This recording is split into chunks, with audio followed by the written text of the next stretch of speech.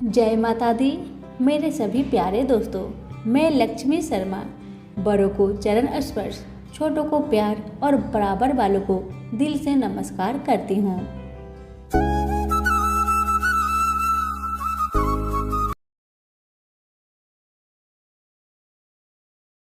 आज है शुक्रवार और आज मैं आप सभी को शुक्रवार से जुड़ी 5 कथाएं सुनाने जा रही हूँ। किसी गांव में एक साहूकार रहता था। साहूकार की एक लड़की भी थी जो कि हर रोज पीपल सींचने जाया करती थी और उसी पीपल के वृक्ष में से लक्ष्मी जी प्रकट होती थी और चली जाती थी। एक दिन लक्ष्मी जी ने साहूकार की बेटी से कहा, तू मेरी सहेली बन जा। यह सुनकर लड़की ने कहा कि मैं अपने पिता से पूछकर कल आऊंगी। साहूकार की बेटी अपने घर को आई और अपने पिता को सारी बात कह सुनाई। तब उसके पिता ने कहा, बेटी ये हो न हो, माँ लक्ष्मी है, तू उन्हें अपना सहेली बना ले। दूसरे दिन वह लड़की फिर से पीपल सींचने गई। तब पीपल के वृक्ष में से लक्ष्मी जी निकल कर आई और कहा, सहेली बनेगी? तो लड़की ने कहा, हाँ मैं बनूंगी। और तब से दोनों सहेली बन गए। अब जब सहेली बन गए तो लक्ष्मी जी ने उसको खाने का न्योता दिया। घर आकर लड़की ने अपने माँ बाबा से कहा कि मेरी सहेली ने मुझे खाने का न्योता दिया है। तब माँ बाबा ने कहा कि सहेली को जिमने जाइयो, पर घर को संभाल कर जाइयो। तब वह लक्ष्मी जी के यहाँ जिमने गई तो लक्ष्मी जी ने उसे साल 2 साल ओढ़ने के लिए दिया। रुपए दिए, सोने की चौकी, सोने की थाली में 36 प्रकार का भोजन करा दिया। जिम कर जब वह जाने लगी तो लक्ष्मी जी ने पल्ला पकड़ लिया और कहा, कल मैं भी तेरे घर जिमने आऊंगी। तो लड़की ने कहा, ठीक है दोस्त, आ जाना। बेचारी घर आकर चुपचाप उदास बैठ गई। तब पिता ने पूछा, बेटी सहेली की यहाँ जिम कर आ गई, पर तुम उदास क्यों हो, बताओ। तब बिटिया ने कहा, पिताजी मेरे को लक्ष्मी जी ने इतना दिया, अनेक प्रकार के भोजन कराए, पर अब माँ लक्ष्मी मेरे घर जिमने आएगी तो मैं कैसे उनको जिमा पाऊंगी। अपना घर में तो कुछ भी नहीं है। तब उसके पिता ने कहा कि गोबर मिट्टी से चौका लगाकर घर की सफाई कर लेना। 4 मुख वाला दिया जलाकर लक्ष्मी जी का नाम लेकर रसोई में बैठ जाना। लड़की सफाई करके लड्डू लेकर बैठ गई। उसी समय एक रानी नहा रही थी। उसका 9 लखा हार चील उठाकर ले गई और उसके घर वह 9 लखा हार डाल गई। उसका लड्डू ले गई। बाद में वह हार को तोड़कर बाजार में गई और सामान लाने लगी। तो सुनार ने पूछा कि क्या क्या चाहिए। तब उसने कहा कि सोने की चौकी, सोने का थाल, साल 2 साल दे दे, मोहर दे और सारी सामग्री दे। 36 प्रकार का भोजन हो जाए, इतना सामान दे। सारी चीजें लेकर बहुत तैयारी करी और रसोई बनाई। तब गणेश जी से कहा कि लक्ष्मी जी को बुलाओ। आगे आगे गणेश जी और पीछे पीछे लक्ष्मी जी आई। उसने फिर चौकी डाल दी और कहा, सहेली चौकी पर बैठ जा। जब लक्ष्मी जी ने कहा, सहेली चौकी पर तो राजा रानी के भी मैं नहीं बैठी, किसी के भी नहीं बैठी, तो उसने कहा कि मेरे यहाँ तो बैठना ही पड़ेगा। फिर लक्ष्मी जी चौकी पर बैठ गई। तब उसने बहुत खातिर की। जैसे लक्ष्मी जी ने करी थी वैसे ही उसने करी। लक्ष्मी जी उस पर प्रसन्न हो गई। घर में खूब रुपए एवं लक्ष्मी हो गई। साहूकार की बेटी ने कहा, मैं अभी आ रही हूँ, तुम यहीं बैठे रहना। और वह चली गई। लक्ष्मी जी गई नहीं और चौकी पर बैठी रही। उसको बहुत दौलत दी। हे लक्ष्मी माता, जैसे तुमने साहूकार की बेटी को दिया वैसे सबको देना। कहानी सुनते, हुक्कारा भरते अपने सारे परिवार को दियो। पीहर में देना, ससुराल में देना, बेटे पोते को देना। हे लक्ष्मी माता, सबका कष्ट दूर करना, दरिद्रता दूर करना, सबकी मनोकामनाएं पूर्ण करना। तो प्रेम से बोलिए लक्ष्मी माता की जय हो। वैभव लक्ष्मी की व्रत कथा लाखों की जनसंख्या को अपने में समेटे। कुशीनगर एक महानगर था। जैसे कि अन्य महानगरों की जीवनचर्या होती है, वैसा ही कुछ यहाँ भी था। यानी बुराई अधिक, अच्छाई कम, पाप अधिक, पुण्य कम। इसी कुशीनगर में हरिवंश नामक एक सद्गृहस्थ अपनी पत्नी दामिनी के साथ सुखी संपन्न जीवन गुजार रहा था। दोनों ही बड़े नेक और संतोषी स्वभाव के थे। धार्मिक कार्यों अनुष्ठानों में उनकी अपार श्रद्धा थी। दुनियादारी से उनका कोई विशेष लेना देना नहीं था। अपने में ही मगन गृहस्थी की गाड़ी खींचे चले जा रहे थे दोनों। किसी ने ठीक ही कहा है, संकट और अतिथि के आने के लिए कोई समय निर्धारित नहीं होता। कुछ ऐसा ही हुआ दामिनी के साथ, जब उसका पति हरिवंश न जाने कैसे बुरे लोगों के संगत में फंस गया। घर गृहस्थी से उसका मन उचट गया। देर रात शराब पीकर घर आना और गाली गलौज तथा मारपीट करना उसका नित्य नियम सा बन गया था। जुए, रात से रेस तथा वैश्यागमन जैसे बुरे कर्म भी कुसंगति की बदौलत उसके पल्ले पड़ गए। धन कमाने की तीव्र लालसा ने हरिवंश की बुद्धि हर ली और उसको अच्छे बुरे का भी ज्ञान न रहा। घर में जो कुछ भी था सब उसके दुर्व्यसनों की भेंट चढ़ गया। जो लोग पहले उसका सम्मान करते थे अब उसे देखते ही रास्ता बदलने लगे। भूखमरी की हालत में भिखमंगों के समान उनकी हालत हो गई। लेकिन दामिनी बेहद संयमी और आस्थावान तथा संस्कारी स्त्री थी। ईश्वर पर उसे अटल विश्वास था। वह जानती थी कि यह सब कर्मों का फल है। दुख के बाद सुख तो एक दिन आना ही है। इस आस्था को मन में लिए वह इस भक्ति में लीन रहती और प्रार्थना करती कि उसके दुख शीघ्र दूर हो जाए। समय का चक्र अपनी रफ्तार से चलता रहा। अचानक एक दिन दोपहर के समय द्वार पर हुई दस्तक की आवाज सुनकर दामिनी की तंद्रा भंग हुई। अतिथि सत्कार के भय मात्र से उसकी अंतर आत्मा कांप उठी, क्योंकि घर में अन्न का एक दाना भी नहीं था जो अतिथि की सेवा में अर्पित किया जा सकता। फिर भी संस्कारों की ऐसी प्रबलता थी कि उसका मन अतिथि सत्कार को उद्धत हो उठा। उसने उठकर द्वार खोला। देखा सामने एक दिव्य पुरुष खड़ा था। बड़े बड़े घुंघराले श्वेत केश, चेहरे को ढकी हुई लहराती दाढ़ी, गेरुए वस्त्र का आवरण पहने उसके चेहरे से तेज टपका पड़ रहा था। आंखों मानो अमृत वर्षा सी कर रही थी। उस दिव्य पुरुष को देखकर दामिनी को अपार शांति का अनुभव हुआ और वह उसे देखते ही समझ गई कि आगात वास्तव में कोई पहुंचा हुआ सिद्ध महात्मा है। उसके मन में अतिथि के प्रति गहन श्रद्धा का भाव उमड़ पड़े और वह उसे सम्मान सहित घर के भीतर ले गई।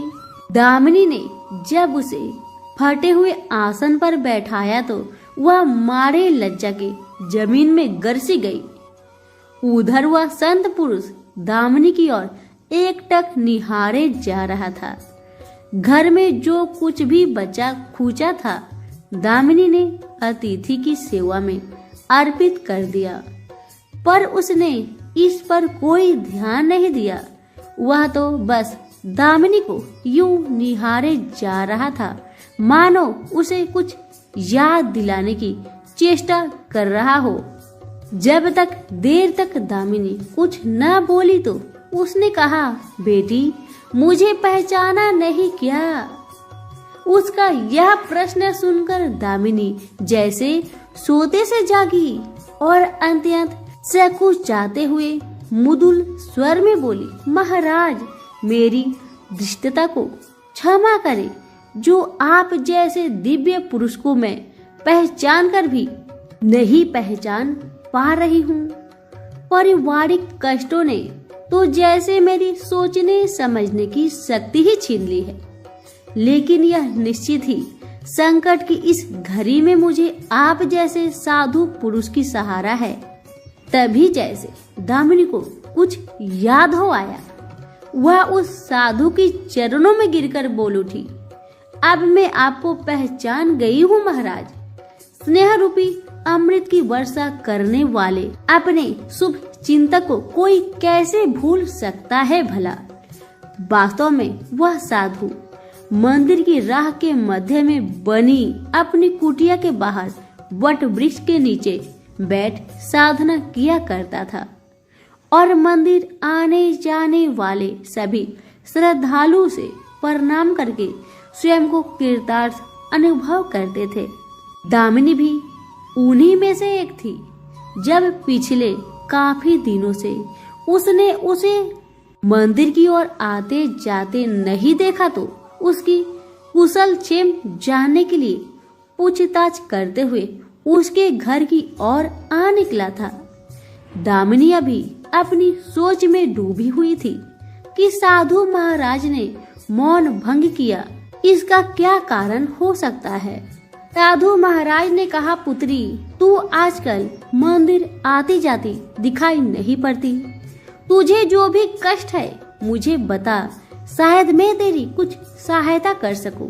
व्यक्ति दुखों के बोझ तले दबा हो तो ऐसे में सहानुभूति की दो बोल ही काफी होते हैं। दामिनी भी खुद पर संयम नहीं रख पाई और बिलखकर रोने लगी। तभी वह साधु वात्सल्यपूर्ण स्वर में बोला, मन छोटा करने से समस्या हल नहीं होती।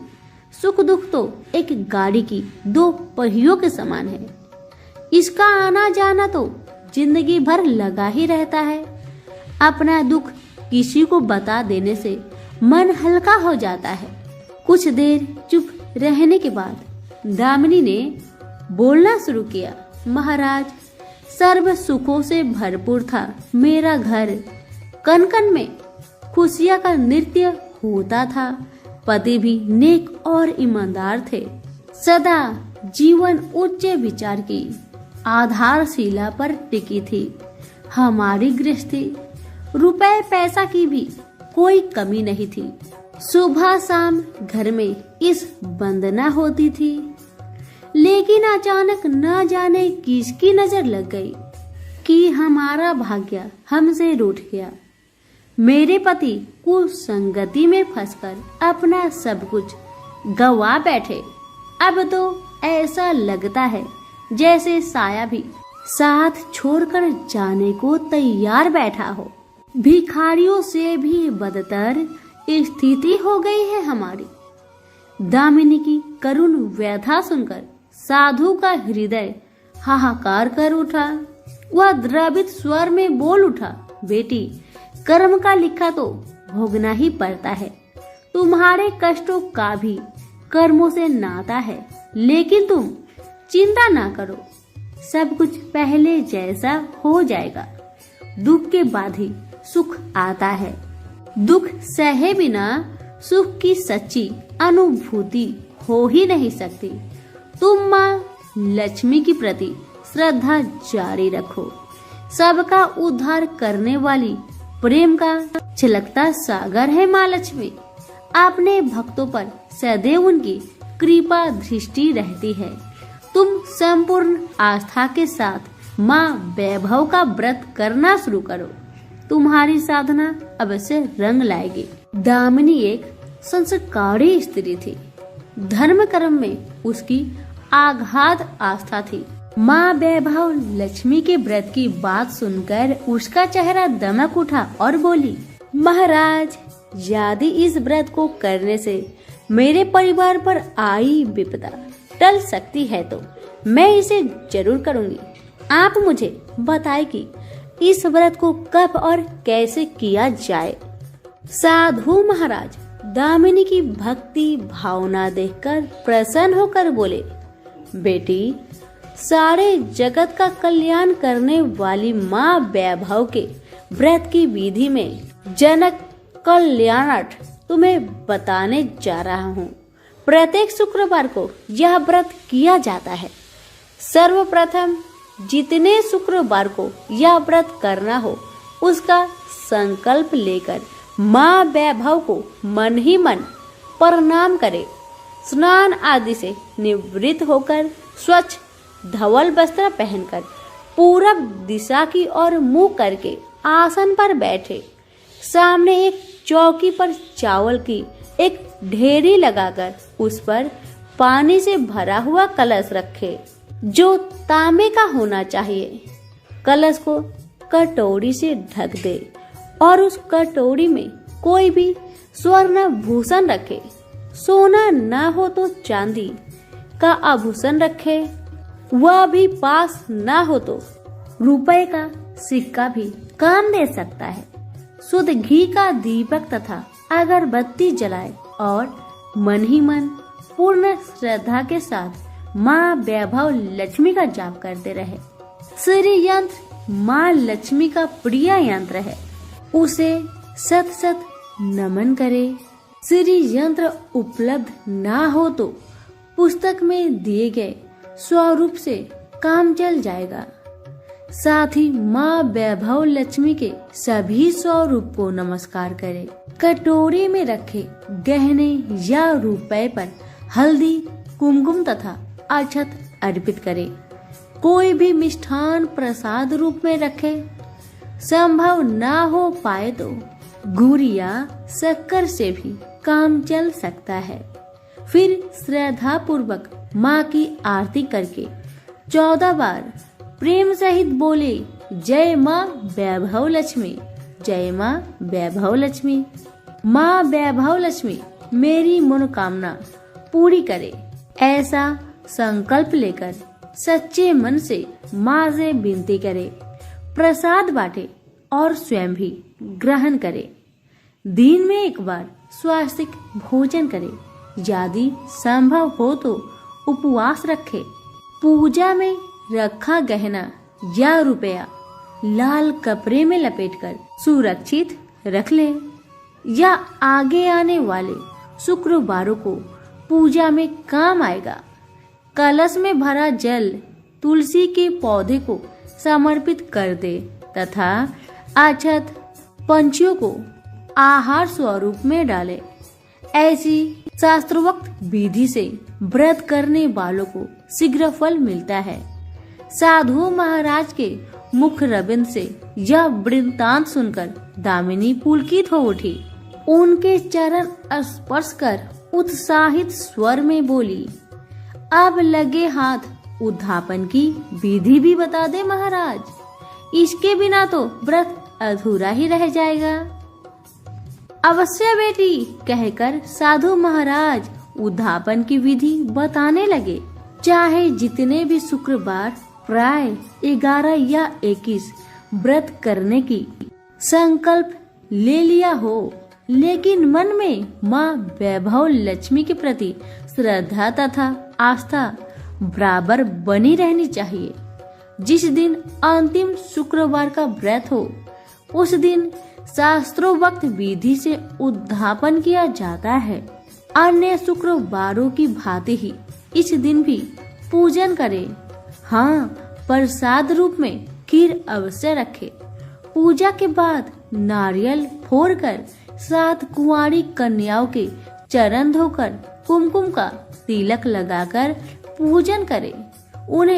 उन्हें सामर्थ्य अनुसार दक्षिणा दे और माँ वैभव लक्ष्मी व्रत की पुस्तक उपहार स्वरूप भेंट में दे। फिर प्रसाद के रूप में खीर वितरित करे।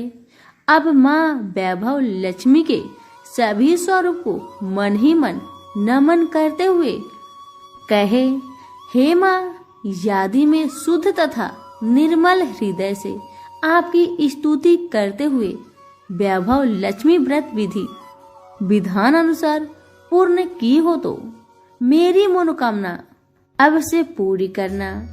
संतानहीनों को संतान देने वाली, दुखियों का दुख हरने वाली, अखंड सौभाग्य का वरदान देने वाली, कुंवारी कन्याओं को मनचाहा वर दिलाने वाली माँ वैभव लक्ष्मी आपकी महिमा अपरंपार है। आपने हर वक्त की विपत्तियां हर कर उन्हें सुख समृद्धि प्रदान करना। साधु महाराज से वैभव लक्ष्मी व्रत का शास्त्रोक्त ज्ञान प्राप्त करके दामिनी भाव विभोर हो उठी। उसे अपने भीतर एक अनोखे तथा असीमित आत्मबल का संचार होता महसूस हुआ। उसने भी माँ वैभव लक्ष्मी के 21 व्रत आते शुक्रवार से शुरू करने का संकल्प लेकर साधु महाराज को आदर सहित विदा किया और मन ही मन माँ वैभव लक्ष्मी का स्तुति गान करने लगी। 2 दिन बाद ही शुक्रवार आ गया। उससे पहले रात दुखों की मारी दामिनी ठीक से सो भी नहीं सकी। माँ वैभव लक्ष्मी के व्रत करने से उसकी समस्या का अंत हो जाएगा, यह सोचकर वह मुंह अंधेरे ही उठ बैठी और स्नान आदि कर स्वच्छ वस्त्र धारण किए। आसन पर पूर्व दिशा की ओर मुंह करके दामिनी ने अपने सम्मुख रखा चौकी पर चावल की छोटी सी ढेरी बनाकर उस पर तांबे का कलश रखा। लेकिन जब स्वर्ण भूषण रखने की बात आई तो धर्म संकट में पड़ गई। सारे गहने पति के दुर्व्यसनों की भेंट चढ़ चुकी थी। विवाहित स्त्री थी जो मंगलसूत्र भी उतार कर नहीं रख सकती थी और कोई गहना भी तो नहीं था। तभी उसे उन नन्ही पायलों का याद हो आया जो उसने अपनी आने वाली संतान के लिए बनवा कर रखा था और पति की निगाहों से भी बचा कर रखा था। उसने झटपट वह पायल निकाली और गंगा जल से धोकर उन्हें शुद्ध करके कलश पर रखी। कटोरी में डाल दिया। डिब्बे की तली में से बची कुची शक्कर निकालकर उसे प्रसाद के रूप में रखा और विधि अनुसार व्रत किया। सर्वप्रथम उसने अपने पति को प्रसाद दिया। आने वाला पूरा सप्ताह बड़ी ही हंसी खुशी से बीता। बात बात पर झल्ला उठने वाला उसका पति अपेक्षाकृत शांत तथा संयम रहा। कोई मारपीट तथा कलेश घर में नहीं हुआ। इसे दामिनी ने माँ वैभव लक्ष्मी का चमत्कार समझा और मन ही मन उन्हें प्रणाम किया। माँ वैभव लक्ष्मी के प्रति उसकी आस्था और भी बलवती हो गई। इसी प्रकार शास्त्रोक्त विधि से दामिनी ने 20 शुक्रवार के व्रत पूरे कर लिए। इस बीच कई परिवर्तन हुए थे। उसका पति कुसंगति छोड़कर सीधा राह पर आ गया तथा और उसका कामकाज भी जमने लगा था। यह सब माँ वैभव लक्ष्मी के चमत्कार और दामिनी की आस्था तथा विश्वास का परिणाम था। 21वें शुक्रवार को व्रत का उद्यापन करना था। साधु महाराज के वचन अब भी मानो दामिनी के कानों में गूंज रहे थे। उनकी बताई विधि के अनुसार ही दामिनी ने शास्त्रोक्त विधि से उद्यापन किया। 7 कुंवारी कन्याओं को भोजन कराकर दक्षिणा दी। आसपास की सौभाग्यवती स्त्रियों में प्रसाद तथा माँ वैभव लक्ष्मी व्रत कथा की पुस्तकें वितरित की। माँ वैभव लक्ष्मी की हर स्वरूप को प्रणाम किया और कहा, आपकी महिमा निराली है माँ। आपने मेरे सारे दुख हर लिए, मेरे सभी मनोकामनाएं पूर्ण कर दी। मेरा उजरा घर फिर से बस गया। मेरा यह नया जीवन आप ही की देन है। माँ, मैं आजीवन आपकी पूजा अर्चना करूंगी और दूसरों को भी आपकी महिमा से अवगत कराकर वैभव लक्ष्मी के व्रत रखने के लिए प्रेरित करूंगी। प्रेम से बोले, जय माँ वैभव लक्ष्मी, आपकी सदा ही जय हो। माँ अन्नपूर्णा की व्रत कथा। तो आइए सुनते हैं माँ अन्नपूर्णा की यह कथा। एक समय की बात है। काशी निवासी धनंजय की पत्नी का नाम सुलक्षणा था। उसे अन्य सब सुख प्राप्त थे, केवल निर्धनता ही उसके दुख का ही कारण था। यह दुख उसे हर समय सताता था। एक दिन सुलक्षणा पति से बोली, स्वामी, आप कुछ उद्यम करो तो काम चले।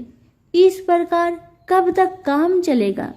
सुलक्षणा की बात धनंजय के मन में बैठी और वह उसी दिन विश्वनाथ शंकर जी को प्रसन्न करने के लिए बैठ गया और कहने लगा, हे देवाधिदेव विश्वेश्वर, मुझे पूजा पाठ कुछ आता नहीं है, केवल तुम्हारे भरोसे बैठा हूँ। इतनी विनती करके वह 2-3 दिन भूखा प्यासा बैठा रहा। यह देखकर भगवान शंकर ने उसके कान में अन्नपूर्णा अन्नपूर्णा अन्नपूर्णा इस प्रकार 3 बार कहा। यह कौन है, क्या कह गया? इसी सोच में धनंजय पड़ गया कि मंदिर से आते ब्राह्मण को देखकर पूछने लगा, पंडित जी, अन्नपूर्णा कौन है? ब्राह्मणों ने कहा, तू अन्न छोड़ बैठा है, सो तुझे अन्न की बात ही सूझती है। जा घर जाकर अन्न ग्रहण कर। धनंजय घर गया, स्त्री से सारी बात कही। वह बोली, नाथ, चिंता मत करो कि स्वयं शंकर जी ने यह मंत्र दिया है, वे स्वयं ही खुलासा करेंगे। आप फिर जाकर उनकी आराधना करो। धनंजय फिर जैसा का तैसा पूजा में बैठ गया।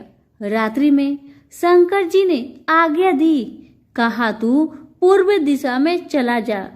वह अन्नपूर्णा का नाम जपता जाता और रास्ते में फल खाता, झरनों का पानी पीता जाता। इस प्रकार कितने ही दिनों तक चलता गया।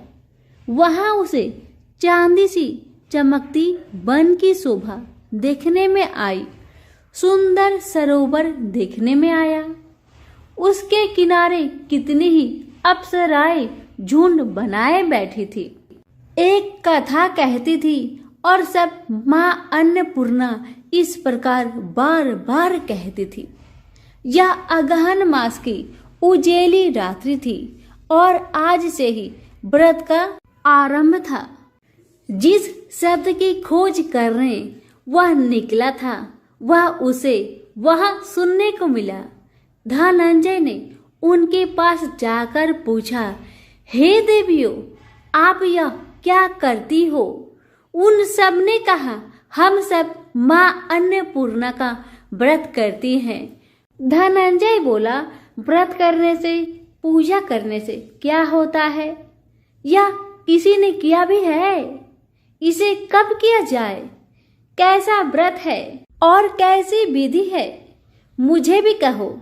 वो कहने लगी, इस व्रत को सब कोई कर सकते हैं। 21 दिन तक के लिए 21 गांठ का सूत लेना चाहिए। 21 दिन यदि ना बने तो 1 दिन उपवास करे। यह भी ना बने तो केवल कथा सुनकर प्रसाद ले। निराहार रहकर कथा पढ़े। कथा सुनने वाला कोई ना मिले तो पीपल के पत्तों को रख, सुपारी या घृत कुमारी वृक्ष को सामने कर, दीपक को साक्षी कर, सूर्य, गाय, तुलसी या महादेव को बिना कथा सुनाए मुख में दाना न डाले। यदि भूल से कुछ पड़ जाए तो 1 दिवस फिर उपवास करे। व्रत के दिन क्रोध ना करे और झूठ ना बोले। धनंजय बोला, इस व्रत के करने से क्या होगा? वो कहने लगी, इसके करने से अंधों को नेत्र मिले, लूलों को हाथ मिले, निर्धन के घर धन आए, बाझिन को संतान मिले, मूर्ख को विद्या आए। जो जिस कामना से व्रत करे माँ उसकी इच्छा पूरी करती है। वह कहने लगा, बहन मेरे भी धन नहीं, विद्या नहीं, कुछ भी तो नहीं है। मैं तो दुखिया ब्राह्मण हूँ, मुझे इस व्रत का सूत दोगी? उन्होंने कहा, हाँ भाई, तेरा कल्याण हो, तुझे देगी। ले इस व्रत का मंगल सूत्र ले। धनंजय ने व्रत किया। व्रत पूरा हुआ। सभी सरोवर में से 21 खंड की स्वर्ण सीढ़ी हीरा मोती जरी प्रकट हुई। धनंजय जय अन्नपूर्णा, जय अन्नपूर्णा कहता जाता था। इस प्रकार कितनी ही सीढ़ियां उतर गया तो क्या देखता है कि करोड़ों सूर्य के प्रकाशमान अन्नपूर्णा का मंदिर है। उसके सामने स्वर्ण सिंहासन पर माता अन्नपूर्णा विराजमान है। सामने भिक्षा हेतु शंकर भगवान खड़े हैं। देवांगनाएं चावर डुलाती है। कितने ही हथियार बांधे पहरा देती है। धनंजय दौड़कर जगदम्बा के चरणों में गिर गया।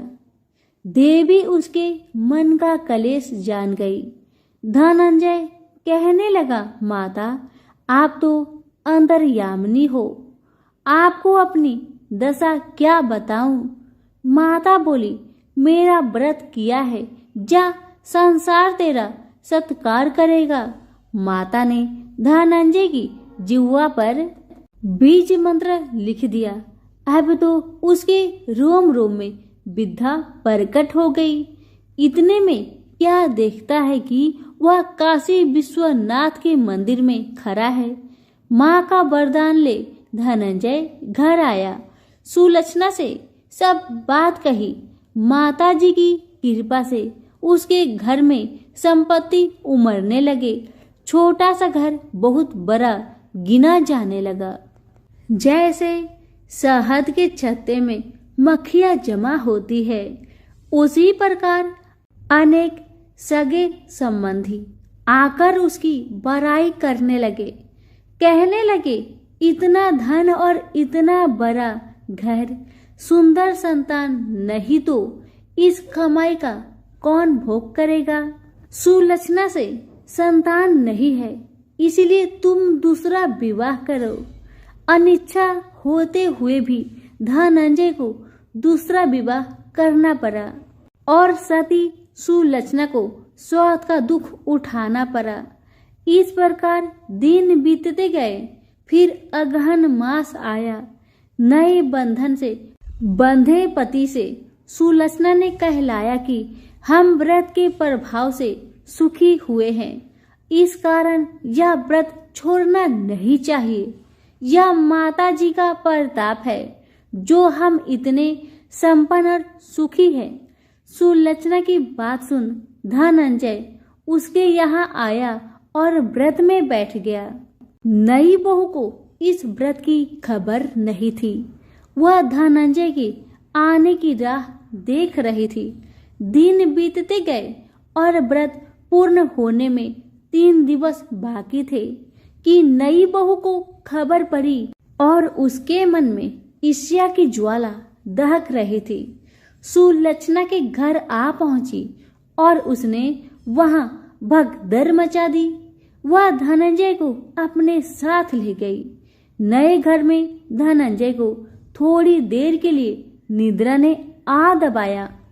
इसी समय नई बहू ने उसका व्रत का सूत तोड़कर आग में फेंक दिया। अब तो माता जी का कोप जाग गया। घर में अकस्मात आग लग गई। सब कुछ जलकर खाक हो गया। सुलक्षणा जान गई और पति को फिर अपने घर ले आई। नई बहू रूठकर पिता के घर जा बैठी। पति को परमेश्वर मानने वाली सुलक्षणा बोली, नाथ घबराना नहीं, माता जी का कृपा अलौकिक है। पुत्र कुपुत्र हो जाता है पर माता कुमाता नहीं होती। अब आप श्रद्धा और भक्ति से आराधना शुरू करो, वे जरूर हमारा कल्याण करेगी। धनंजय फिर माता के पीछे पड़ गया।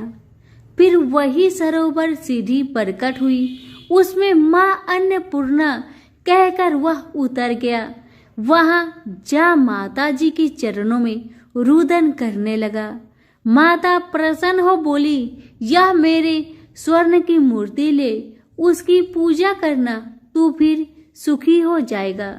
जा, तुझे मेरा आशीर्वाद है। तेरी स्त्री सुलक्षणा ने श्रद्धा से मेरा व्रत किया है, उसे मैंने पुत्र दिया है। धनंजय ने आँख खोली तो खुद को काशी विश्वनाथ के मंदिर में खड़ा पाया। वहां से फिर उसी प्रकार घर आया। इधर सुलक्षणा के दिन चढ़े और महीने पूरे होते ही पुत्र का जन्म हुआ। गांव में आश्चर्य की लहर दौड़ गई, मानता आने लगा।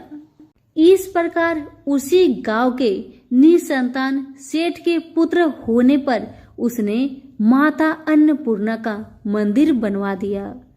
उसमें माता जी धूमधाम से पधारी, यज्ञ किया और धनंजय को मंदिर की आश्चर्य का प्रद दे दिया गया। जीविका के लिए मंदिर की दक्षिणा और रहने के लिए बड़ा सुंदर सा भवन दिया। धनंजय स्त्री पुत्र सहित वहां रहने लगा। माता जी के चढ़ावे में भरपूर आमदनी होने लगी। उधर नई बहू के पिता के घर डाका पड़ा, सब लूट गया। वे भीख मांगकर पेट भरने लगी। सुलक्षणा ने यह सुना तो उन्हें बुला भेजा और उनको अलग घर दिया और उनके अन्न वस्त्र का प्रबंध कर दिया। धनंजय, सुलक्षणा और उसका पुत्र माता जी की कृपा से आनंद से रहने लगे। माता जी ने जैसे इनके भंडार भरे वैसे सबके भंडार भरे। सभी प्रेम से बोलिए, अन्नपूर्णा माता की जय हो। भगवान शुक्र की कहानी। मणिपुर नगर में 3 मित्र रहते थे। उनमें से एक काष्ठ, एक ब्राह्मण और एक वैश्य था। वे तीनों हमेशा साथ रहते थे। तीनों का विवाह हो चुका था। ब्राह्मण और काष्ठ के लड़कों का गौना हो चुका था, लेकिन वैश्य पुत्र का नहीं। उसके दोस्त उसे अक्सर कहा करते थे कि तुम अपनी पत्नी को उसके मायके से ले क्यों नहीं आते। तब वैश्य पुत्र धनराज ने अपनी पत्नी कुसुम को लाने का निश्चय कर लिया। अगले ही दिन धनराज ने माता पिता से अपनी पत्नी कुसुम को लेने जाने की बात कही। उसकी बात सुनकर वे हैरान होते हुए बोले, बेटा अब शुक्र अस्त हो रहा है, इसलिए अभी बहू को लाना उचित नहीं है। कुछ दिन ठहरो, रुक जाओ। लेकिन धनराज नहीं माना। वह कुसुम को लाने ससुराल पहुंच गया। ससुराल में धनराज की खूब आवभगत की गई।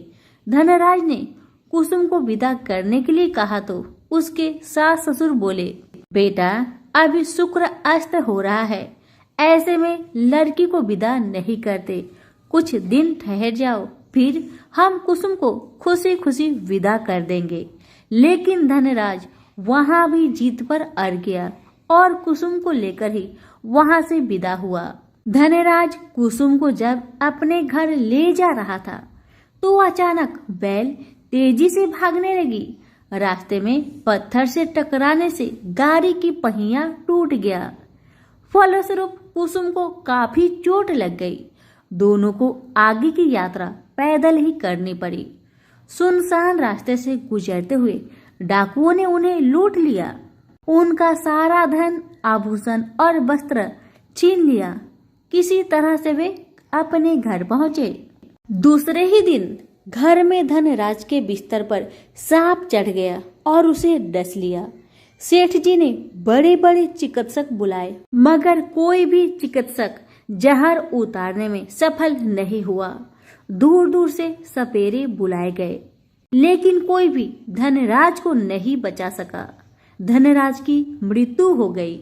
उसी समय पंडितों ने सेठ जी को एक बात बताई कि आपके बेटे ने शुक्र अस्त होने पर बहू को विदा कर लाने की भूल की है। यदि आप शुक्रवार की पूजा अर्चना करें और बहू शुक्रवार का व्रत करे तथा कथा सुनकर प्रसाद ग्रहण करे तो शुक्र देवता की अनुकंपा से धनराज पुनः जीवित हो सकता है। सेठ जी ने पंडितों की बात मानकर अपने मृत बेटे और बहू को वापस उसके ससुराल भेज दिया। कुसुम ने अपने घर पहुंचकर भगवान शुक्र की श्रद्धा पूर्वक व्रत और पूजा पाठ की। उसने अपनी पति की गलती के लिए शुक्र देवता से क्षमा मांगी। उसके फलस्वरूप धनराज जीवित उठा। धनराज के जीवित हो जाने से घर में खुशियां भर गई। उधर धनराज के माता पिता ने बेटे के जीवित होने का समाचार सुना तो शुक्रवार का व्रत किया और गरीबों को अन्न, वस्त्र और धन का दान दिया। शुक्र के उदय होने पर धनराज अपनी पत्नी कुसुम के साथ घर लौट आया। दोनों पति पत्नी शुक्रवार का विधिवत व्रत करते हुए शुक्र की पूजा करने लगे। उनके घर में धन्य धान्य की वर्षा होने लगी। उनके सभी कष्ट दूर होते चले गए। परिवार में सभी आनंद पूर्वक रहने लगे।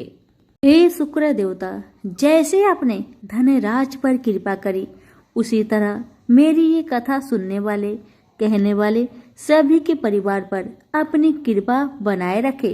तो सभी प्रेम पूर्वक बोले, शुक्रदेव की जय हो, वैभव लक्ष्मी माता की जय हो। कथा। किसी गांव में अनेक लोग रहा करते थे और सभी अपने अपने कामों में मग्न रहते थे। किसी को किसी का चिंता फिक्र परवाह था ही नहीं। सब अपने से ही मतलब रखते थे। इसी कारण से भजन कीर्तन, भक्ति भाव, दया माया, परोपकार जैसे संस्कार कम हो गए। उस गांव में बुराइयां बढ़ गई थी। शराब, जुआ, रेस, व्यभिचार, चोरी डकैती वगैरह बहुत गुना शहर में होता रहता था। इसके बावजूद उस गांव में कुछ अच्छे लोग भी रहा करते थे। ऐसे ही लोगों में शीला और उनके पति की गृहस्थी मानी जाती थी। शीला बहुत धार्मिक प्रवृत्ति की थी और उसका स्वभाव संतोषी था। उनका पति भी विवेकी और सुशील था। शीला और उसका पति कभी किसी की बुराई नहीं किया करते थे और प्रभु भजन में अच्छी तरह समय व्यतीत करते थे। शहर के लोग उनकी गृहस्थी की सराहना करते थे। देखते ही देखते दिन बीतने लगा, समय बदल गया। शीला का पति बुरे लोगों से दोस्ती कर बैठा। अब होना क्या था वो तो हम सभी जानते हैं। अच्छे संगति का असर हमेशा अच्छा ही होता है, बुरा संगति का असर हमेशा बुरा ही होता है। इसलिए हमें हमेशा अच्छे संगति से संगत रखना चाहिए, बुरे से नहीं। अब जब शीला का पति बूढ़े लोगों से दोस्ती कर बैठा, अब वह जल्द से जल्द करोड़पति बनने का ख्वाब देखने लगा। इसलिए वह गलत रास्ते पर चल पड़ा। फलस्वरूप वह रोडपति बन गया। कहा जाता है ना, लालच बुरी बला है, इसीलिए लालच नहीं करना चाहिए। अपना ईमानदारी और मेहनत से आगे बढ़ना चाहिए। अब जब शीला का पति रोडपति बन गया, यानी रास्ते पर भटकते भिखारी जैसी उसकी हालत हो गई थी। शराब, जुआ, रेस, चरस, गांजा वगैरह बुरी आदतों में शीला का पति भी फंस चुका था। दोस्तों के साथ उसे भी शराब की आदत बुरी तरह लग गई थी। इस प्रकार उसने अपना सब कुछ रेस जुए में गवा दिया। अब तो शीला अपने पति के बर्ताव से बहुत दुखी रहने लगी, किंतु उसे भगवान पर भरोसा था कि सब कुछ ठीक हो जाएगा। यही सोचकर वह अपने पति के बुरे बर्ताव को सहने लगी। शीला अपना अधिकांश समय प्रभु की भक्ति में बिताने लगी। अचानक एक दिन दोपहर को उनके द्वार पर किसी ने दस्तक दिया। शीला ने द्वार खोलकर देखा कि एक माजी खड़ी थी। उनके चेहरे पर अलौकिक तेज निखर रहा था। उनकी आंखों में से मानो अमृत की वर्षा हो रहा था। उनका भव्य चेहरा करुणा और प्यार से छलक रहा था। उनको देखते ही शीला के मन में अपार शांति छा गई। सारी चिंता मिट गई। शीला के रोम रोम में आनंद छा गया। शीला उस माजी को आदर के साथ अपने घर ले आई। दुख का बात यह था कि शीला के घर में बैठाने के लिए कुछ भी नहीं था कि माजी को किस पर बैठाया जाए। बेचारी यह सोच विचार के उसने एक सकुचाकर एक फटी हुई चादर पर उनको बिठाया और शीला ने कहा, माजी, मेरे घर में और कुछ भी नहीं है जो मैं आपको बैठा सकूं, इसलिए माँ मुझे माफ करना, मैं आपको फटी हुई चादर पर बैठा रही हूँ। माँ तो शीला की बातों से मंद मंद मुस्कुरा रही थी। माँ तो शीला की हर कहानी को जानती थी कि उसका पति उसके साथ कैसा व्यवहार कर रहा है। बेचारी कितने दुख में है। शीला के बातें सुन माजी प्रेम भरी शब्दों से बोली, शीला, क्यों मुझे तुमने पहचाना नहीं? हर शुक्रवार को लक्ष्मी जी के मंदिर में भजन कीर्तन के समय मैं ही तो वहां आती हूँ। इसके बावजूद शीला कुछ नहीं समझ पा रही थी। फिर माजी ने कहा, तुम बहुत दिनों से मंदिर नहीं आ रही हो, अतः मैंने सोचा चलो मैं ही देख लेती हूँ। माजी के अति प्रेम भरे शब्दों से शीला का हृदय पिघल गया। उसकी आंखों में आंसू आ गए और वह बिलख बिलख कर जोर जोर से रोने लगी। शीला को रोते देखकर माजी ने कहा, बेटी, सुख और दुख तो धूप और छांव जैसे होते हैं। धैर्य रखो बेटी, धैर्य रखो। और तुझे क्या परेशानी है, मुझे सारी परेशानी बता दे। माजी के व्यवहार से शीला को काफी संबल मिला और सुख की आस में उसने माजी को अपनी सारी दुख की कहानी सुना दी। कहानी सुनकर माजी ने कहा, कर्म की गति न्यारी होती है। हर इंसान को अपने कर्म भुगतने ही पड़ते हैं। इसलिए बेटी, तू चिंता मत कर, अब तू कर्म भुगत चुकी है। अब तुम्हारे सुख के दिन अवश्य आएगी। तू माँ लक्ष्मी जी की भक्त है। माँ लक्ष्मी जी तो प्रेम और करुणा की अवतार है। वे अपनी भक्तों पर हमेशा ममता छिड़कती है। इसलिए तू धैर्य रखकर माँ लक्ष्मी का व्रत कर, इससे सब कुछ ठीक हो जाएगा। तुम्हारा दुख दर्द सब समाप्त हो जाएगा और तुम्हारे घर में अन्न धन का भंडार भर जाएगा। बस श्रद्धा भक्ति से माँ लक्ष्मी का व्रत करो। माँ जी की बात सुन शीला पूछने लगी, माँ, व्रत की विधि तो मुझे पता नहीं। तब माँ जी ने उसे व्रत की सारी विधि भी बताई। माँ जी ने कहा, बेटी, माँ लक्ष्मी जी का व्रत बहुत सरल है। उसे वर लक्ष्मी व्रत या वैभव लक्ष्मी व्रत कहा जाता है। यह व्रत करने वाले की सब मनोकामना पूरी होती है। वह सुख संपत्ति और यश प्राप्त करता है। शीला यह सब सुनकर आनंदित हो उठी। शीला ने संकल्प करके आंखें खोली तो सामने कोई नहीं था। वह विस्मित हो गई कि माँ जी कहाँ गई? अभी तो माँ जी मेरे सामने खड़ी थी। शीला को तत्काल यह समझने में देर नहीं लगी कि माँ जी कोई और नहीं, साक्षात माँ लक्ष्मी ही थी। दूसरे दिन शुक्रवार था। सवेरे स्नान करके स्वच्छ कपड़े पहनकर शीला ने माँ जी द्वारा बताई विधि से पूरे मन से श्रद्धा भक्ति से व्रत किया और आखिर में प्रसाद वितरण हुआ। यह प्रसाद पहले पति को खिलाया। प्रसाद खाते ही पति के स्वभाव में फर्क पड़ गया। माँ लक्ष्मी की कृपा से उसका पति जिस दिन प्रसाद खाया उस दिन अपनी पत्नी को मारा पीटा नहीं, सताया भी नहीं। शीला को बहुत अच्छा लगा।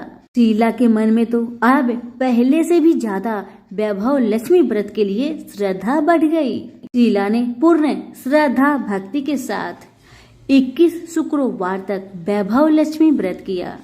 21वें शुक्रवार को माँ जी के कहे मुताबिक उद्धापन विधि करके 7 स्त्रियों को वैभव लक्ष्मी व्रत की 7 पुस्तक उपहार में दी। फिर माता जी के धन लक्ष्मी स्वरूप की छवि को बंधन करके भाव से मन ही मन प्रार्थना करने लगी। हे माँ धन लक्ष्मी, मैंने आपका वैभव लक्ष्मी व्रत करने की मन्नत मानी थी, वह व्रत आज पूर्ण किया है। हे माँ, मेरी हर विपत्ति को दूर करो, हमारा सबका कल्याण करो। जिसे संतान ना हो माँ, उसे संतान देना। सौभाग्यवती स्त्री का सौभाग्य को माँ अखंड रखना। कुंवारी लड़कियों को मन भावन पति देना। जो आपका यह चमत्कारी वैभव लक्ष्मी व्रत करे, उनकी सब विपत्ति को दूर करना, सभी को सुखी रखना। हे माँ, आपकी महिमा अपार है। ऐसा बोलकर लक्ष्मी जी के धन लक्ष्मी स्वरूप की छवि को प्रणाम किया। व्रत के प्रभाव से शीला का पति अच्छा इंसान बन गया और अब शीला का पति मेहनत करके व्यवसाय करने लगा। उसने तुरंत शीला की गिरवी रखे गहने छुड़ा लिए। घर में धन की बाढ़ सी आ गई। घर में पहले जैसी सुख शांति छा गई। वैभव लक्ष्मी व्रत का प्रभाव देखकर मोहल्ले की दूसरी स्त्रियां भी विधि पूर्वक वैभव लक्ष्मी व्रत करने लगी। सभी प्रेम से बोले, वैभव लक्ष्मी माता की जय हो। आइए अब जानते हैं वैभव लक्ष्मी व्रत का उद्धापन विधि। 7, 11 या 21 जितने भी शुक्रवार की मन्नत मांगी हो, उतने शुक्रवार तक यह व्रत पूरी श्रद्धा तथा भावना के साथ करना चाहिए। आखिरी शुक्रवार को इसका शास्त्रीय विधि के अनुसार उद्धापन करना चाहिए। आखिरी शुक्रवार को प्रसाद के लिए खीर बनानी चाहिए। जिस प्रकार हर शुक्रवार को हम पूजन करते हैं, वैसे ही करना चाहिए। पूजन के बाद माँ के सामने एक श्रीफल फोड़े। फिर कम से कम 7 कुंवारी कन्या या सौभाग्यशाली स्त्रियों को कुमकुम का तिलक लगाकर माँ वैभव लक्ष्मी व्रत कथा की किताब की एक प्रति उपहार में देनी चाहिए और सबको खीर का प्रसाद देना चाहिए। इसके बाद माँ लक्ष्मी जी को श्रद्धा सहित प्रणाम करना चाहिए। फिर माता जी के धन लक्ष्मी स्वरूप की छवि को वंदन करके भाव से मन ही मन प्रार्थना करें। हे माँ धन लक्ष्मी, मैंने आपका वैभव लक्ष्मी व्रत करने की मन्नत मानी थी, यह व्रत आज पूर्ण किया है। हे माँ, हमारी मनोकामना पूर्ण करे, हमारी हर विपत्ति को दूर करे, हम सबका कल्याण करे। जिसे संतान ना हो उसे संतान देना, सौभाग्यवती स्त्री का सौभाग्य अखंड रखना, कुंवारी लड़की को मन भावन पति देना। जो आपका यह चमत्कारी वैभव लक्ष्मी व्रत करे, उनकी सब विपत्ति दूर करना, सभी को सुखी करना। हे माँ, आपकी महिमा अपार है, आपकी जय हो। ऐसा बोलकर लक्ष्मी के धन लक्ष्मी स्वरूप की छवि को प्रणाम करें। आज की कथा यहीं पर समाप्त हुई। सभी प्रेम से बोलिए, वैभव लक्ष्मी माता की जय हो। आइए अब सुनते हैं वैभव लक्ष्मी माता की आरती। ओम वैभव लक्ष्मी माता, मैया वैभव लक्ष्मी माता, भक्तों के हित करनी, भक्तों के हित करनी, सुख वैभव के दाता। ओम वैभव लक्ष्मी माता, लक्ष्मी माँ का नाम जो लेता सुख संपत्ति पाता, मैया सुख संपत्ति पाता, दुख दरिद्र मिटाता, दुख दरिद्र मिटाता, वंचित फल पाता। ओम वैभव लक्ष्मी माता, मैया वैभव लक्ष्मी माता, भक्तों के हित करनी, भक्तों के हित करनी, सुख वैभव की दाता। ओम वैभव लक्ष्मी माता, लक्ष्मी माता तू जग माता, जग पालके रानी, मैया जग पालके रानी। हाथ जोड़ गुण गाते, हाथ जोड़ गुण गाते, जग के सभी प्राणी। ओम जय वैभव लक्ष्मी माता, मैया वैभव लक्ष्मी माता, भक्तों के हित करनी, भक्तों के हित करनी, सुख वैभव दाता।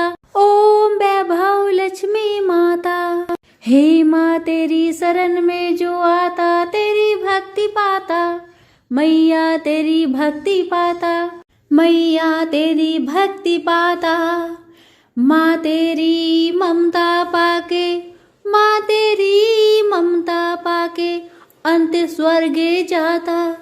ओम वैभव लक्ष्मी माता, मैया वैभव लक्ष्मी माता, भक्तों के हित करनी, भक्तों के हित करनी, सुख वैभव की दाता। ओम वैभव लक्ष्मी माता, ओम वैभव लक्ष्मी माता, मैया वैभव लक्ष्मी माता, भक्तों के हित करनी, भक्तों के हित करनी, सुख वैभव की दाता। ओम वैभव लक्ष्मी माता, ओम वैभव लक्ष्मी माता। प्रेम से बोले वैभव लक्ष्मी माता की जय। वीडियो अच्छी लगे तो लाइक शेयर जरूर करें। आप सभी का बहुत बहुत धन्यवाद।